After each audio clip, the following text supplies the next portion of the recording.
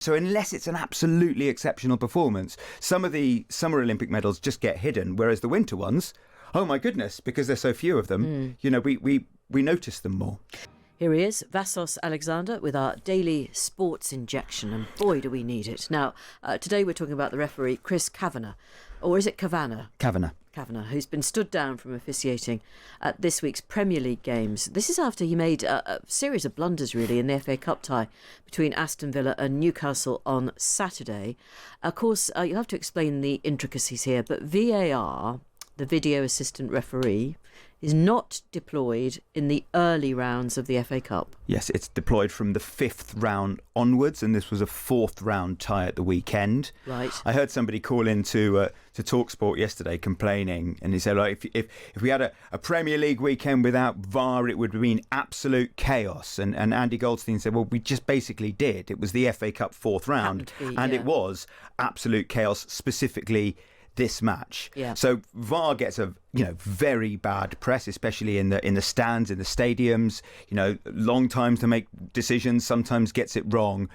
However, this is what happens when you don't have VAR. You have very obvious mistakes being made. I mean, look, Chris Kavanagh is one of the elite referees. He just had a bad game, like a player can. It wasn't his first game or anything like it, was it? No, he's recently actually been elevated to UEFA's top bracket of referees. Right. I mean, he could do the World Cup final, for example. He's in that tier. I don't think he will now, but anyway. Maybe not. Maybe not. First of all, because England are going to be in it, Vassos. Oh, yes, of course. Yes, thank you. That's the reason. Yeah.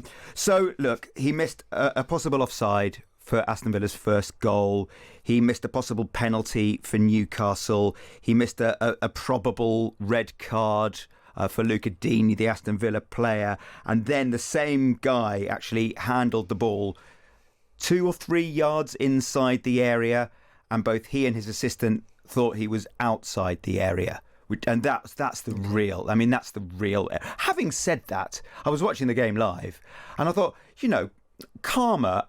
Newcastle, who should have had a penalty, will score from this free kick on the edge of the area, and they did actually. So I mean, it sort of worked out right. And Newcastle, who were on the wrong end of all of those decisions, did win the game 3-1. There was another red card for an Aston Villa player, which he got bang on, to be honest. Yes, I mean, if the result had gone the other way, this would have been a bigger issue, wouldn't it? Even bigger. Yeah, and I mean, VAR does get derided, but the majority of decisions do. I think you need something like this to sort of redress the balance, redress the ire against VAR. We want our game back, which is what the fans sing in the stadiums. Well, do you though? Because this is what happens. But I can't. I mean, I can just about remember the good old days when VAR wasn't around. Were there scenes of absolute carnage playing out across? No, there were mistakes, and there are and they were picked apart in the media, like there are mistakes now which are picked apart in the media. The problem here is, and this is good. Peter Walton, who's a former Premier League referee, he's writing in the Times Sports section today. Yeah. He said, for some time I felt that referees are becoming too dependent on the insurance policy of the VAR booth in the Premier League. It's not a conscious thing, but officials know if they make a wrong decision in a big game, they have a colleague in their ear who can correct them. And I think Chris Kavanagh, who, like we said, is in the top tier of referees, he is used to refereeing with VAR. So suddenly he hasn't got VAR, and it's maybe jarred in his brain a little bit, and maybe that's why he made these mistakes. Yeah, I mean, you're right. I mean, we're all entitled to a couple of bad days at work every week, I think. Simon says, were referees' decisions really so bad before VAR? I'm not so sure. Are there any stats to confirm either way? Yes, they have. They've done that. They've done all of that, and there is a significant reduction in.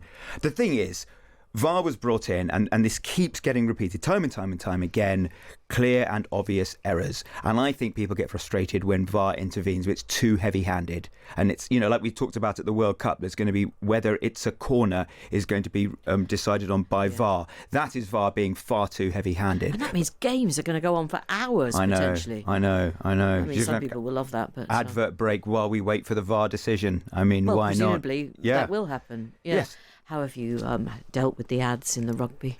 I don't mind it, to be honest. No. I don't mind it. I sort of feel like, let's be grateful that we've lasted so long without it. Yes. What if it's your Greek heritage? You're just so philosophical about everything. I wanted to talk about the psychology, the damage potentially to people. And maybe I'm exaggerating it, but the people who come forth at the Olympics, and we've had a plethora of Team GB athletes coming forth and teams coming forth. It's quite hard, isn't it? It's tough. Oh, it is. And we saw Kirsty Muir again last night, her really felt for her. Her second, fourth place in the games. And the commentators were saying, and they know her better than we do, oh, that's a much better fourth. That's a much better fourth. Well, looking at her face, it didn't look like. She looked really upset. I was really, really upset. And she went for a trick. She was lying in fourth place, and so she needed to sort of better her previous score. And she went for a trick that she'd never... This is the big air, by the way. They go down this such a steep slope. And they're on these little skis, and they do all these tricks in the air. It's absolutely brilliant television. She went for this trick she'd never landed before, and she didn't quite land it. And so she stayed in fourth position. But, gosh, didn't she look... I mean... When these sports, I remember in 25 years ago when the IOC were bringing in snowboarders and the slope style skiers like Kirsty, it was basically to make the Winter Olympics a little cooler and to appeal to a younger audience. And the snowboarders were like, yeah, we'll come to the Olympics, but we don't really care if we win. It's a lifestyle choice, not a competition. Well, that's all gone. I mean, you look at Kirsty last night, and it has. I mean, she was mortified about finishing fourth, and yeah, I don't know how to kind of to sugarcoat that for her or for us, because fourth is terrible. I was saying earlier that in this country we don't get many gold medals we get quite a few now in the Summer Olympics. We've been very spoiled, but in the Winter Games it's very unusual for a British person to get a gold medal. Torvill and Dean and Matt, obviously, and the curlers over recent years. But you can make a life on that, can't you? You can go on to become hugely. I mean, you get all the ads, and that kind of revenue comes your way. You could argue that actually winning a gold medal at the Winter Olympics, because there are so few of them, is more lucrative than a Summer Olympic.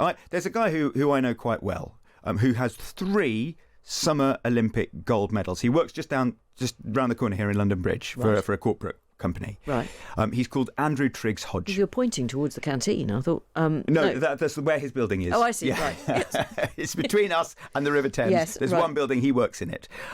So he has 3 Olympic gold medals, and very few people have heard of Andrew Triggs Hodge. We're so spoilt, like you say. Yeah. Oh, he's a rower, and he was in the 8. Right. And so unless it's an absolutely exceptional performance, some of the Summer Olympic medals just get hidden, whereas the winter ones, oh my goodness, because there's so few of them, we notice them more. Well, maybe she brought out my maternal side, but I mean, is Kirsty going to be looked after? I think that's what I'm asking. Is there some sort of help available? Of course. Yeah, absolutely. It's not like the bad old days, is it? It really isn't. Like, no, what sort of chin up and do better next year? No, she will be looked after. Okay, well, I really hope so. Me too. Because she tried very, very hard, and as you say, she tried to do something and it didn't quite come off.